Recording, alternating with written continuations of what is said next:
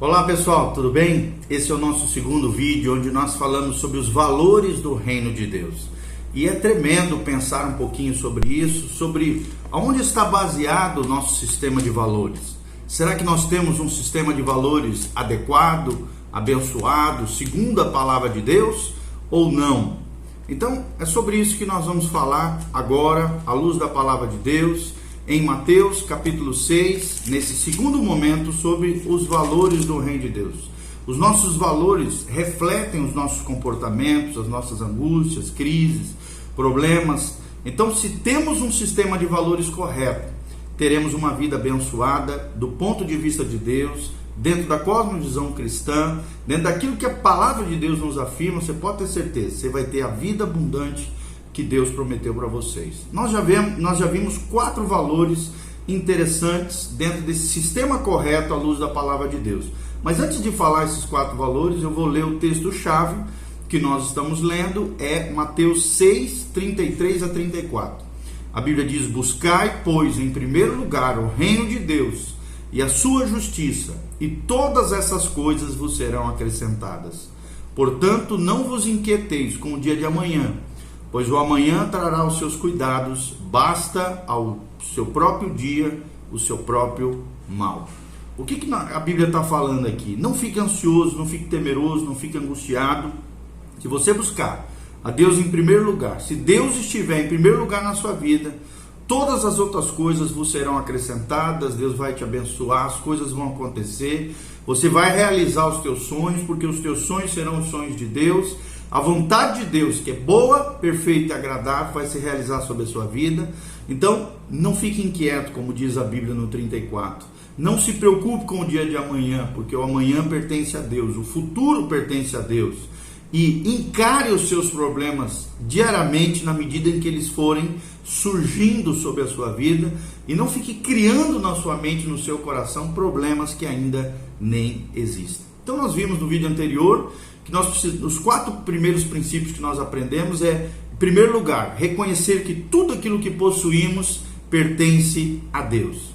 Em segundo lugar, nós aprendemos que precisamos fazer com que a sabedoria seja o objetivo da nossa vida. Ou seja, precisamos buscar a sabedoria de Deus. Porque um sistema inadequado de valores, baseado na sabedoria desse mundo, equivocada, errada, pode gerar todas essas inquietações, ansiedades, medos, fobias, problemas, transtornos e comportamentos anormais na nossa vida. Em terceiro lugar, nós aprendemos a importância de dar o dízimo como um reconhecimento de que tudo aquilo que eu tenho pertence ao Senhor. Nós aprendemos que o dízimo protege as nossas finanças e a oferta multiplica os nossos recursos. Em quarto princípio, nós aprendemos que o alimento e a roupa são as nossas necessidades básicas, e claro, a nossa moradia, aqui está baseado também, alimento, roupa e moradia são as nossas necessidades básicas que Deus prometeu suprir. E tudo que recebemos além disso indica apenas a abundância das bênçãos de Deus. Como diz 1 Timóteo 6,8, tendo, porém, sustento e com que nos cobrirmos, estejamos com isso contentes diante do nosso Deus. Nós também falamos um pouquinho sobre a diferença entre necessidades e desejos. Falamos um pouquinho sobre isso. E agora nós vamos aprender o 5º princípio. O quinto princípio, o valor do reino de Deus, é ser flexível em ajustar-se diante de um ganho ou de uma perda inesperada. Seja flexível em ajustar-se, ou seja, em adaptar-se diante de um ganho ou de uma perda inesperada. É o que nós aprendemos em Filipenses 4:12. A Bíblia diz, Paulo fala aqui: aprendi a estar sempre contente, sejam quais forem as circunstâncias. Agora sei como viver nas horas difíceis, nas dificuldades, e não ignoro como viver nas de franca também prosperidade.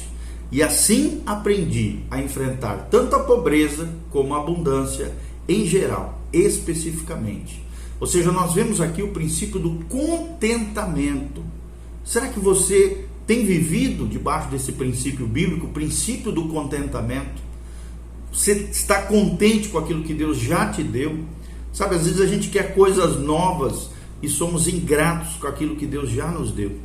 Então você vai aprender, querido, aqui através desse sistema correto, bíblico de valores, que o segredo da tranquilidade financeira é nos ajustarmos ao nível mais baixo da nossa renda, para que em tempos de abundância possamos dar e investir com sabedoria, em vez de ficar pagando constantemente dívidas antigas.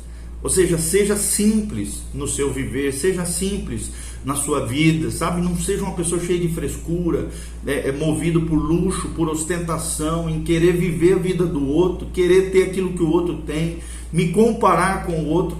A Bíblia diz que quem usa de comparação é falto em entendimento. Então, o segredo da tranquilidade financeira é nos ajustarmos ao nível mais baixo da nossa renda. Para quê? Para que em tempos de abundância, de prosperidade, de uma vida melhor, possamos dar e investir com sabedoria, com generosidade, em vez de ficar escravos e ficar pagando dívidas o tempo todo na sua vida. O homem sábio, ele não vive endividado.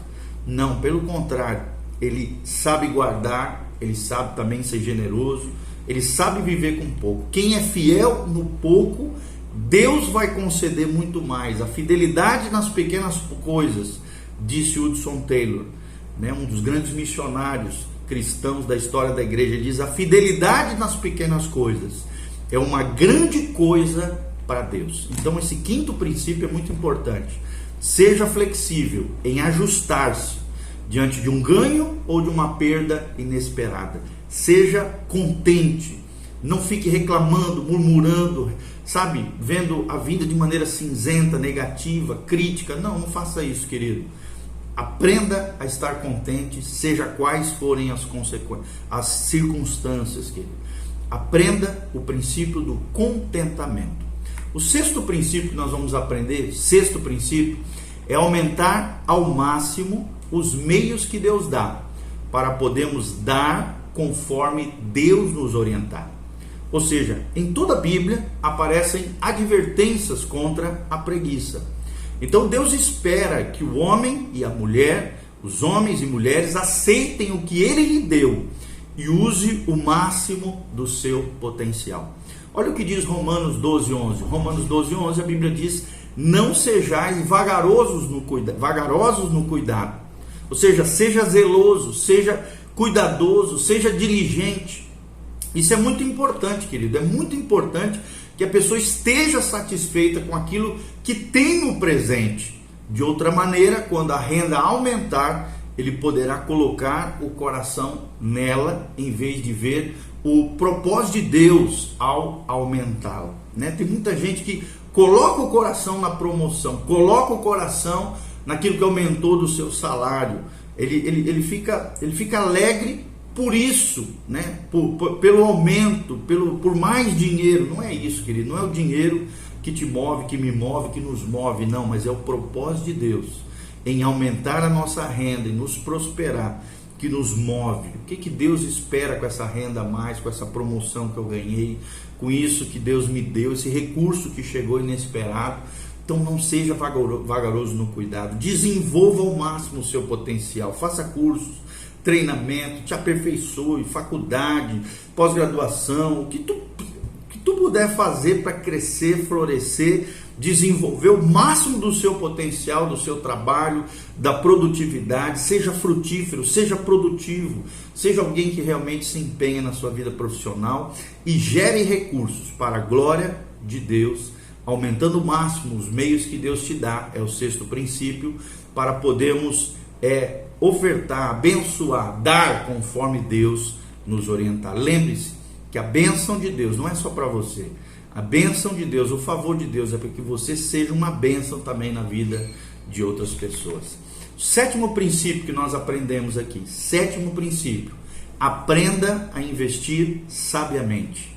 Aprenda a investir sabiamente. Alguns cristãos acham errado investir dinheiro, e é um equívoco.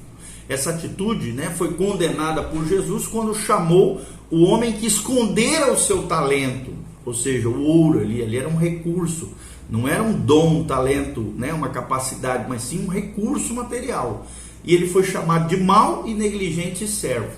acrescentando, né, que ele deveria ter colocado o seu dinheiro no banco e quando o seu senhor voltasse, receberia o seu dinheiro com juros. Lá em Mateus 25, versículos 26 e 27, a Bíblia fala de aprender a investir sabiamente. Jesus chama a atenção de que tudo aquilo que Deus nos entrega, todos os recursos, todo o dinheiro, finanças, posses, recursos pessoais, tudo que Deus nos entrega, nós precisamos aprender a investir sabiamente. E a verdadeira sabedoria, lembre-se, nós temos ensinado através desses vídeos, é ver a vida do ponto de vista de Deus. Então aprenda a investir sabiamente. Aprenda a colocar os teus recursos naquilo que realmente tem valor, naquilo que vai ser bênção na sua vida, na sua família e as pessoas que estão ao seu redor. Em bênçãos eternas de preferência. Invista naquilo que é eterno e não naquilo que é efêmero, passageiro, que uma hora é a novidade, mas daqui a pouco já é velho, já é ultrapassado. Não faça isso. Invista sabiamente. Se prepare para o dia mau, para quando ele chegar, você ser prudente, sábio e saber lidar com ele, encará-lo como nós aprendemos lá em Mateus 6. Oitavo princípio que nós aprendemos, o valor do reino de Deus. Cultive um senso de percepção, também das necessidades das outras pessoas. Vou repetir, cultive um senso de percepção da necessidade das outras pessoas. Ou seja, um cristão deve estar envolvido em seu mundo. Você não é uma ilha solitária, você está interligado às pessoas. Ou seja, no mundo ao nosso redor, nós precisamos estar envolvidos. O cristão necessita tornar-se sensível à necessidade das pessoas. Necessidades espirituais, necessidades psicológicas, emocionais, físicas. Então é essencial também determinar quais dessas necessidades devem ser atendidas primeiro e também quais são as que Deus lhe está pedindo para prover na vida de outras pessoas. E aí talvez surja uma pergunta, né, em meio a tudo isso: quais são os meios de eu cultivar esse senso de percepção diante das necessidades das outras pessoas? Como é que eu posso cultivar essa percepção, essa sensibilidade diante da necessidade dos outros? E aí nós vamos falar algumas coisas. Por exemplo, a primeira delas é através da observação. Observe, procure oportunidades, olhando para as pessoas, olhando para as circunstâncias, olhando para as situações para suprir algumas necessidades de outros. Então às vezes está ali, está latente, está visível, Deus está te mostrando, o Espírito Santo te incomodando para que você observe e haja, faça algo a respeito, procurando oportunidades para suprir e abençoar a necessidade de outras pessoas. Em segundo lugar, associação. Além da observação, é necessário associação, ou seja, conectar-se com pessoas, se envolver com pessoas, ter amizade com pessoas, se relacionar com pessoas. Através da associação, desse envolvimento com outras pessoas, nós vamos ter senso de percepção diante da necessidade de outras pessoas. E outro meio muito importante é conversação, ou seja, conversando. Aprender a perguntar, ser um bom ouvinte, para conhecer bem a necessidade das outras pessoas.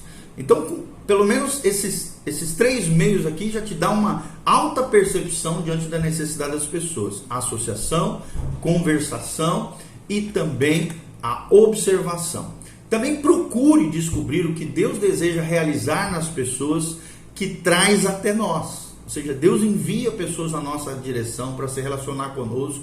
Então, nós precisamos descobrir em Deus. Deus, como é que eu posso cooperar contigo na obra que o Senhor tem na vida dessa pessoa? E por último, e essencial, orar fielmente por essas pessoas que estão passando por alguma situação delicada nas suas vidas. Às vezes, aquilo que a pessoa está passando, você não tem como suprir aquela necessidade. Mas Deus pode. Deus é o Deus Todo-Poderoso, é o El Shaddai, é aquele que nos supre de todas as nossas necessidades. Orando fielmente, a oração de um justo pode muito em seus efeitos.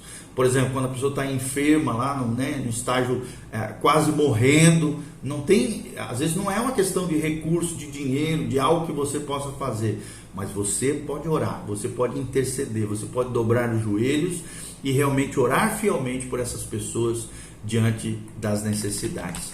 E em nono lugar, estabeleça normas para determinar a quem você vai dar, né? Ou seja, é muito importante que você compreenda a quem você vai dar. Então, nós podemos servir diante de uma base sólida para também com qualquer comunidade, organização cristã, como um meio de avaliação pessoal. Se estamos realmente tendo esse coração generoso, misericordioso, sensível à necessidade de outras pessoas, tá?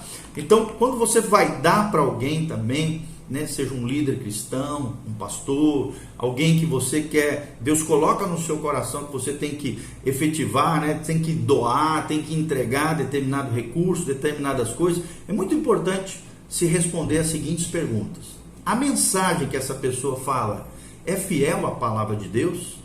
Está lá em 1 Tessalonicenses 1, de 6 a 8. Então não sai entregando dinheiro para qualquer um. Essa pessoa que você vai estar dando recurso, ofertando, dizimando, agindo, né, abençoando, ele precisa ser fiel à palavra de Deus. Em segundo lugar, as pessoas que essa pessoa ministra, é missionário, obreiro, pastor, obreiro, né, essa pessoa que você está ofertando, dizimando, entregando os seus recursos, as pessoas reagem positivamente à mensagem bíblica dessa pessoa? Terceiro lugar, a vida desse líder, né, é um exemplo da sua própria mensagem? Ou seja, esse líder que eu estou ajudando, essa oferta que eu estou entregando para o missionário, para o obreiro, para o pastor, para o ministério e tal, eles realmente são coerentes com a mensagem que estão pregando? Existe um padrão estabelecido? Será que eles não estão desperdiçando aquilo que eu estou dando?